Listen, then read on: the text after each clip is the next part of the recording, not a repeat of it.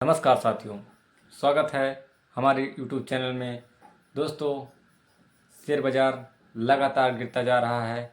Share बाज़ार से related कुछ जानकारी इस वीडियो में बहुत ही इन्फॉर्मेटिव होने वाला है। जो हमारे जानकार रिलेटिव में जो हाल हुआ है वो अपने हालत का बयान इस वीडियो के माध्यम से आप लोग को बताएंगे कि क्या हुआ है। कि दरअसल ये दर्द भरी कहानी हमारे एक जानकार अभिषेक जी की है। वैसे अभिषेक जैसे लाखों लोग हैं जो आज ठगा महसूस कर रहे हैं। पिछले 2 से 3 साल में जितने भी डीमैट अकाउंट खुले हैं उसमें अधिकतर अकाउंट होल्डर युवा हैं और वो इस उम्मीद के साथ बाज़ार में आए थे कि थोड़ा थोड़ा निवेश करके वो अपना मजबूत पोर्टफोलियो बना लेंगे। लेकिन साल 2023 में करीब 35 लाख नए डीमैट अकाउंट और साल 2024 में ये आंकड़ा बढ़कर 46 लाख हो गया। यानी हर महीने करीब 4 लाख डीमैट अकाउंट खुल रहे थे। अब पिछले 2 साल से अभिषेक जैसे लाखों युवा शेयर बाज़ार से जुड़े और उन्होंने कमाई का मोटा हिस्सा बाज़ार में लगाना शुरू किया। लेकिन अब वो पछता रहे हैं। क्यों? क्योंकि अभिषेक जी कहते हैं कि आज से 6 महीने पहले पोर्टफोलियो करीब 2.5 लाख रुपए उनका था, जिसमें 25% से ज़्यादा प्रॉफिट भी था।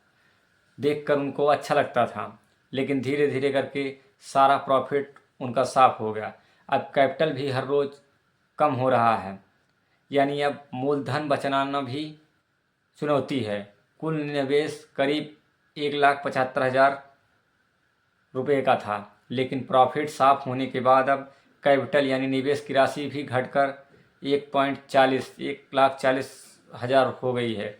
यानी पाई जोड़कर जो बाज़ार में 1,75,000 रुपये लगाए थे उसमें प्रॉफिट तो साफ हुआ ही और कैपिटल भी 40,000 डूब चुका है।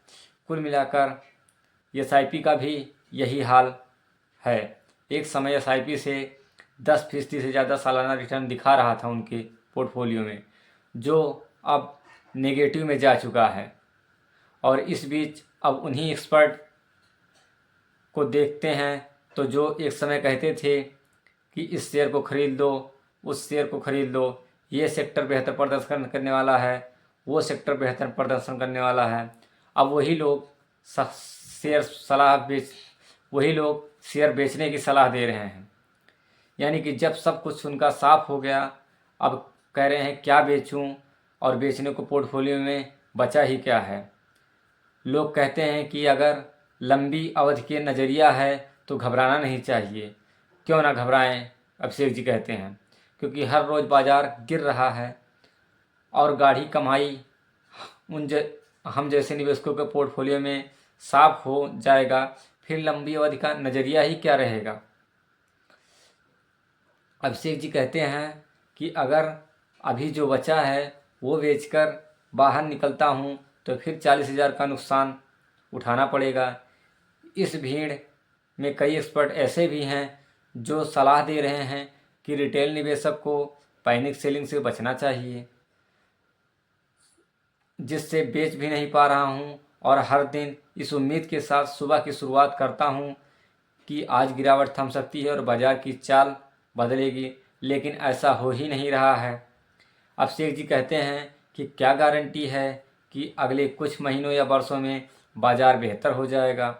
अगर स्थिति यहाँ से और बिगड़ गई तो फिर क्या होगा। अब बाज़ार ने पिछले 6 महीने से रिटेल निवेशकों को मानसिक तौर से तोड़कर रख दिया है। अभिषेक जी इस गिरावट से घबराकर कहते हैं कि इससे बढ़िया तो फिक्स्ड डिपॉजिट ही है, क्योंकि वहाँ 8-9% ब्याज की गारंटी है और कैपिटल भी सुरक्षित रहता है। अभिषेक जी जैसे लाखों निवेशक बेहाल हैं, उनका दर्द छलक जा रहा है कि ये शेयर बाज़ार हम जैसे लोगों के लिए नहीं है। कैसे गलत जगह हम लोग फंस गए। अब क्या करें समझ में नहीं आ रहा है, क्योंकि गिरावट थमने का नाम ही नहीं ले रहा है और ऐसे हालात में सब कुछ बेच कर निकलने में हिम्मत ही नहीं हो रही है। और गौरतलब है कि इससे पहले शेयर बाजार में हाहाकार ही मचा हुआ है। गिरावट के मामले में 28 साल का रिकॉर्ड टूट गया है। लगातार पाँचवें महीने फरवरी में इंडेक्स सेंसेक्स निफ्टी गिरावट के साथ बंद हुए हैं। इस गिरावट ने हर निवेशक को कोहराम मचा के रखा है। सेंसेक्स निफ्टी अपने ऑल टाइम हाई से 15% से टूट चुका है। यही नहीं, मिड कैप और स्मॉल कैप भी अपने हाई से इंडेक्स से 20% से ज़्यादा फिसल चुके हैं।